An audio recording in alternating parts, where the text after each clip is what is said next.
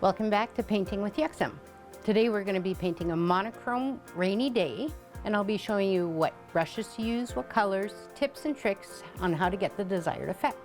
Let's get started.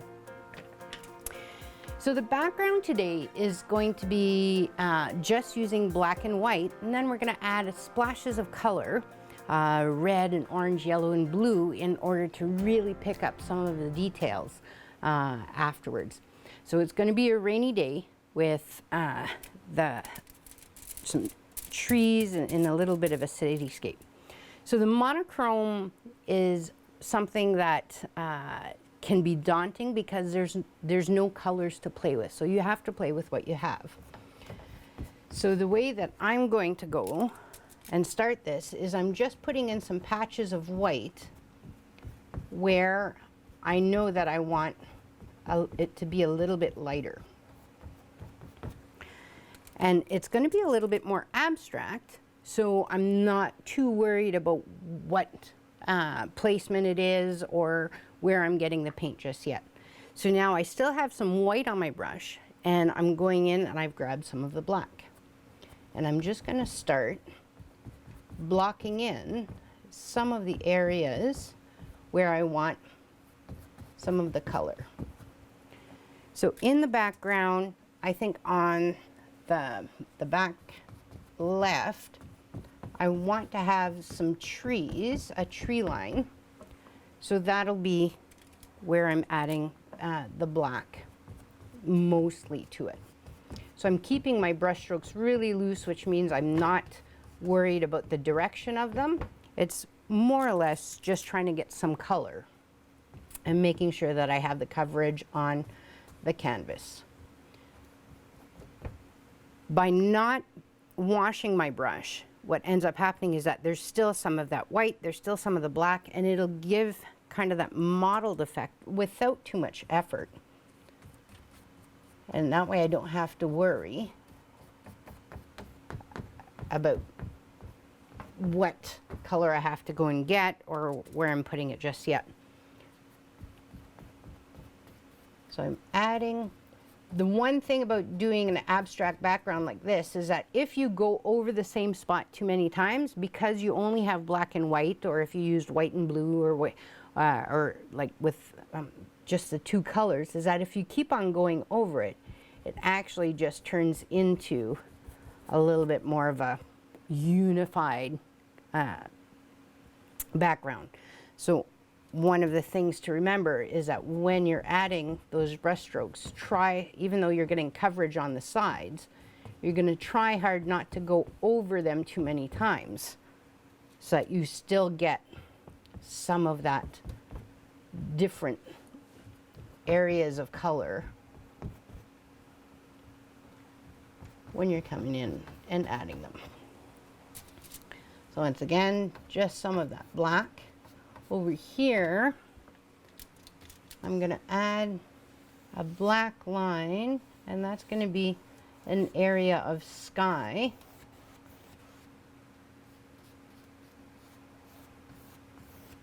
And then we'll be able to add some buildings in there. So, but I want that to have a different texture than where the tree part is. So here, I'm just going to add some of those random brush strokes to really show that there's a difference between those nice vertical ones and some of the other ones. Here where there's going to be a little bit more of a street, I'm going to come and add the gray into that vertical line.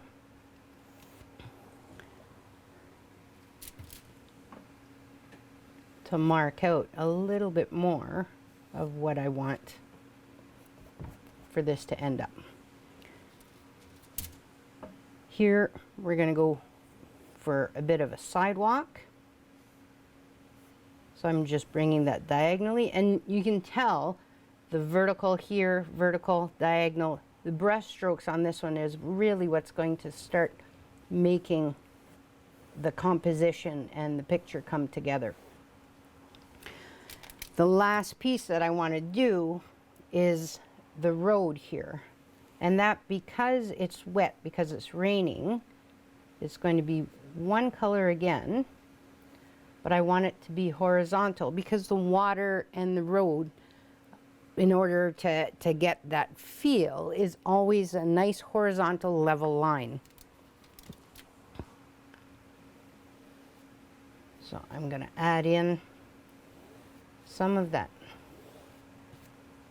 darker that has, and I haven't washed my brush yet, it still has a little bit of that white, it has a little bit of the gray, the lighter and darker, but I'm using it to my advantage in the painting so that it blends and it doesn't give me too much of a uniform feel, that there's a little bit of change in the colors without me having to really work at it. So, and in the bottom here, gonna get it nice and dark. In this corner, I'm gonna follow that horizontal line here. There's the diagonal one. And I'm gonna follow that horizontal line on this side, and that'll be a little bit more of that park area that we're gonna find some trees and shrubs in. Now that I know that the coverage is there, that I've got the main composition of what I want with the main lines, now we can start adding some details. So I'm just covering in the bottom of that sidewalk, using that diagonal line here to really show that there's a difference in that landscape. I'm just going to close it off. When you're doing perspective, one of the key techniques is that you want it to get smaller the further away it is. It can go into a vanishing point, which brings it right down to almost nothing, or if you just leave it getting smaller but leaving some there, then it'll give that impression of being far away, but you don't have to go right into a nothing, into the vanishing point of your perspective. So now we have an idea of where the light is. We have some dark and a busy black and white scene where we want the trees, the sidewalk, the road, and this is going to be a bit more of the cityscape. So now that that's blocked off, now I can go and wash my brush. And then we're going to start adding in those details because the paint will start to dry.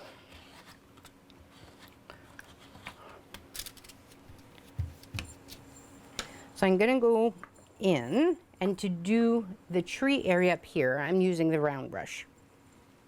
I'm going to go right into the black because I'll start in the corner.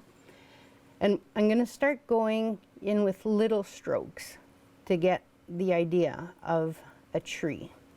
So when I come in, I'm just using black, and because everything else has that mottled gray, the black should stand out against that gray background.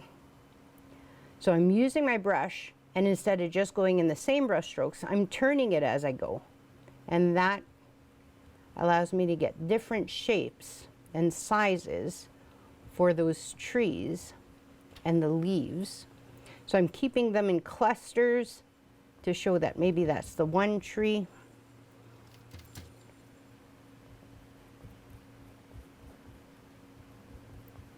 And then adding another cluster to start going for the shape of the next one. And just playing with wherever those brush strokes really brought you when you laid them out, use that.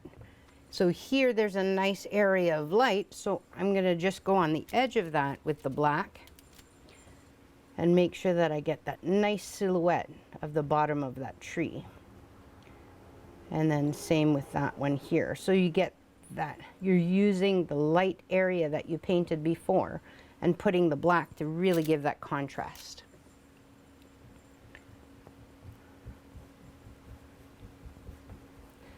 So the thing about the monochrome which is really you're using just light and dark in one color.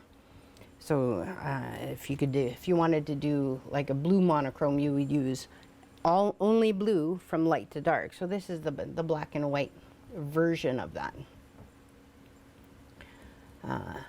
The thing is that you really have to play with the contrast instead of playing with color. Making sure that you're using every variation in the light and dark of whatever color you're using to your advantage. So here on the edges, again, it's lighter there, so I'm going to come in and make those silhouettes really show up. I think in the back here, we're going to have a couple of, now this is the bigger trees in the back, right along where the sidewalk is ending. We're going to come in and add some of the smaller trees. So it's just using a bit of a smaller brush stroke to get some of the definition of those trees.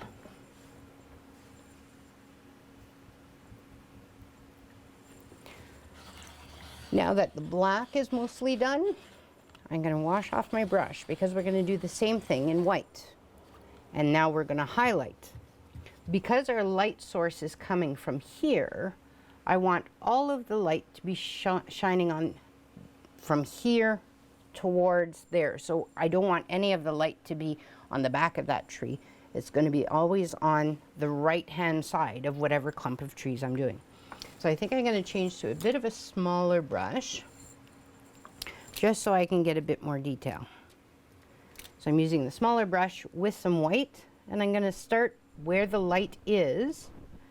I'm going to start adding the same type of dabbing with my brush, moving it around as I go to get those light pieces of the light hitting those leaves on the right-hand side of every clump. And as you slowly, and there's no right or wrong, because worst comes to worst, you can, nice thing about acrylic paints is that you can always come in and add some more dark if you need to. So here on the right-hand side of all those clumps, and I'm using a fair bit of paint so that it doesn't blend and fall away and get mistaken or for that gray because I don't have enough paint on it. So you want a thick paint when you're doing this type of abstract in order to get that nice coverage, especially because there's still some wet paint in there. So again, here on the right-hand side, and I'm moving that brush around and turning it so that we're getting all those different shapes of the clumps. Sometimes you'll really get a lot of definition, and other times you just have one or two leaves that have it. And that's just a matter of playing around and finding out what works for you and what you like or don't like. Worst comes to worst, if you didn't like that area, wait for it to dry, come back, put some black on it, and it'll be fine. Remember, nobody knows what it's supposed to look like, really. It's a matter of what you feel like painting that day. So I'm going to keep on adding. As we get closer there to the corner here, there's less light. So I don't want to do quite as many, or have them just be small where the light's just catching a leaf or two on the edges, but I don't want too many in that shaded part to really keep that depth that I'm using in the dark with that black. So now that the leaves are more or less done, I think I'm going to add some over here that are more in the light, just to break those lines and to give a bit, because these lines here are still very much that abstract with the X motion. So in order to make those lines a bit more tree-like, that there are trees back there, and we're going to be adding color there, but for now we're just going to add a little bit of definition on there. I'm going to use the little brush and come in and add just a bit of black to those areas as well. There.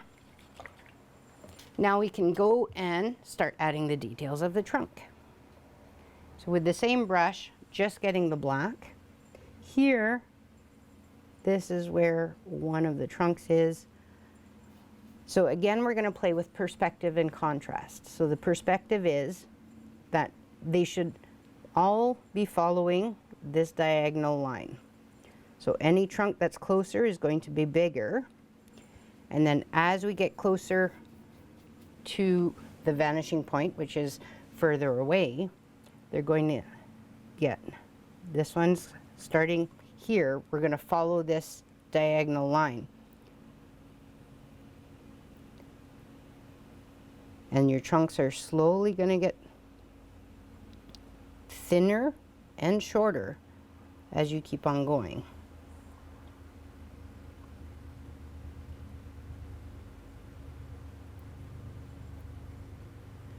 Now that I have the basic trunks that are following that shape, going towards this vanishing point here, now the bottoms of all the trees are going to be there, but I can start adding in some of those branches that you're going to see at this end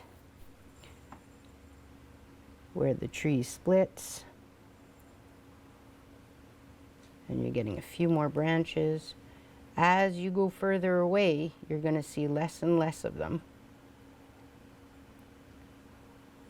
And then in the closer tree, a way that you can break up the leaves is to every once in a while have that trunk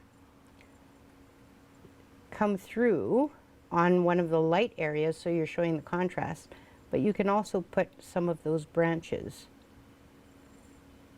so that you're getting the impression of there being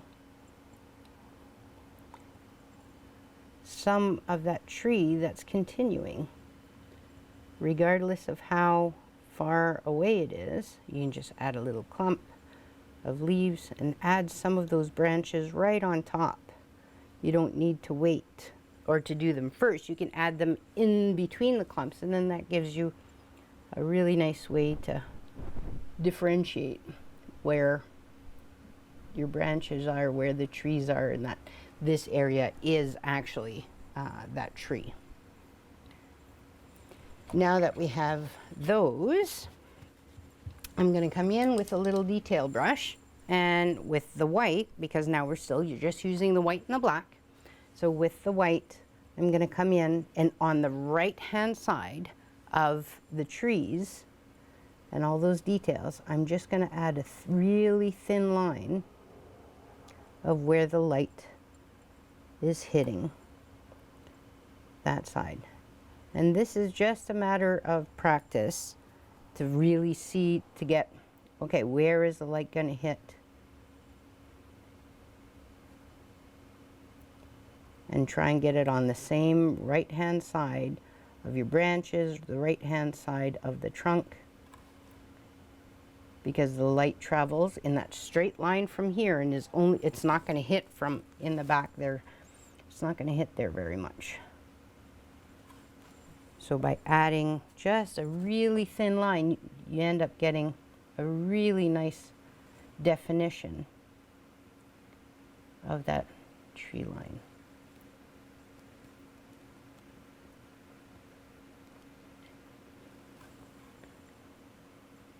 And then this one's going to go right on top of that.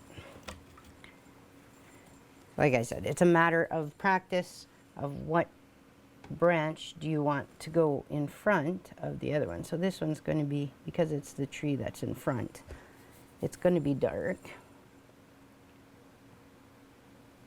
Like that. All right. When we're talking about the ground, that's going to be the same thing. So what I'm going to do is add a couple of highlights of the grass on the side of each tree. And these ones are going to be, because they're closer to us, are a little bit more detailed and longer. And then as it's getting closer to the vanishing point here, that's where the details, you start to lose them a little bit more. And you don't have to add every single blade of grass. I'm just going to mix in a little bit of that gray and black to get the idea and the impression, especially because it's so abstract, is that as long as you have an impression of that grass growing on the side, then it'll mix in. Now that we have the tree side done, we're going to work on a little bit of the building. So the quick way to do the building is to just remember to really get those straight lines that you find in architecture. So just nice straight vertical lines. You don't find them anywhere else, in very rarely in nature, but you'll always find them there in all those man-made buildings. So I'm just going to add a couple of them, different heights. And I don't need to have too much definition. It's just an impression of a couple of the buildings in the background that are there. Same thing, adding the white because the light is there. So on this side of the building and at the top, that's where we're going to go and grab a little bit of that white and mark them off. And maybe a bit of a window on this building. And again, because it's abstract, it doesn't need to have all the definition you want. Now comes the fun part, because we get to come in with the splash of color. So I'm going right into the cadmium red, which has a beautiful coverage. And right in this area, we're going to come in and paint that umbrella shape. Make sure it comes into those nice points. Do two of the bone structures, match them up.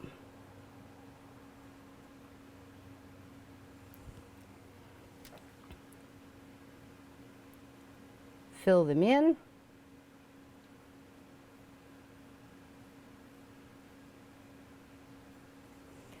I'm going to get a little bit of the white for the top, a little bit of the black for a bit of the shadow,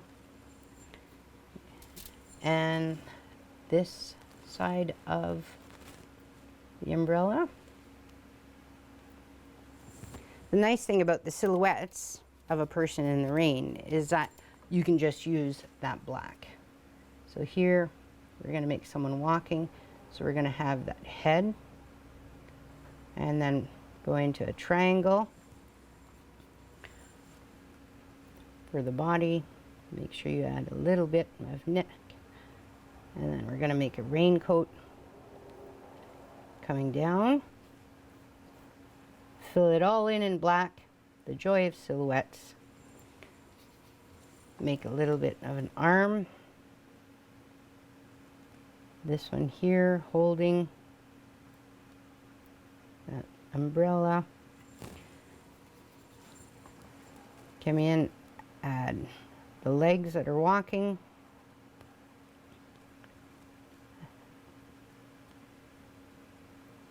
And now we're going to use that bright red again, because we use that red here.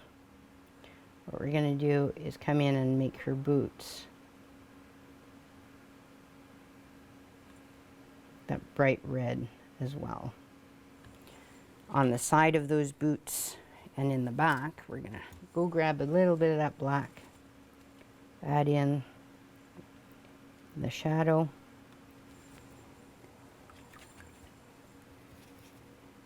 I'm gonna grab some of the orange to start bringing in, maybe here, a couple of splashes of color. A bit of that red. Just highlighting some of those leaves.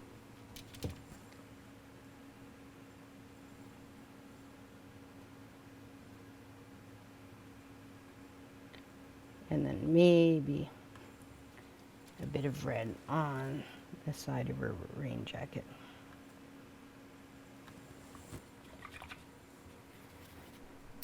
I'm going to grab some of that cadmium yellow, come in, add a couple more splashes of color, maybe along this building.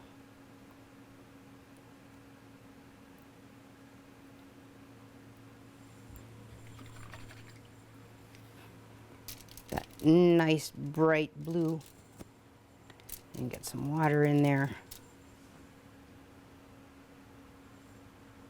And with the blue, what I'm going to start doing is just having some of it come down vertically. And with the gray and the black that's already there, using these vertical lines to kind of show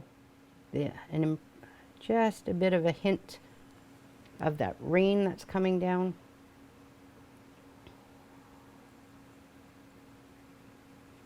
On the side, the last little piece that we can add, I'm going to go back into my flat brush and just have a little bit of fun.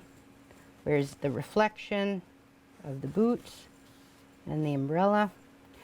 Again, in the reflection, I really want it to stay horizontal and level.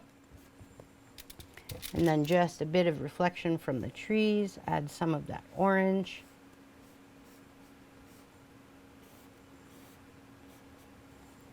And then I'm going to come in with that yellow.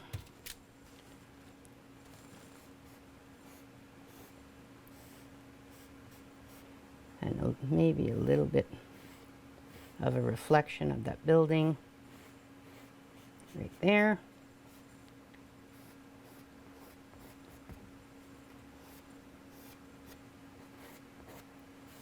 Like that. Well, maybe a touch up here. And then lastly, just a bit of that blue. And all I'm doing is very lightly going in that horizontal brush stroke, just so that it just almost feather-like, adds some of that paint. And then we're going to do a couple of lines for the sidewalk. And then I think we're almost good. Here's a black. I'm just adding a shadow on that sidewalk. A couple of the lines that are horizontal. When you're doing a sidewalk, even if it's in perspective, make sure that you're keeping those lines horizontal and getting smaller and closer together the further you go.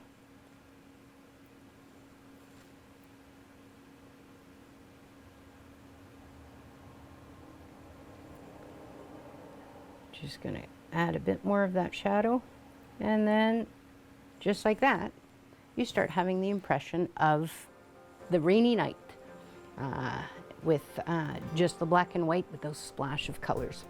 So I hope you enjoyed this and I've inspired you to try it out.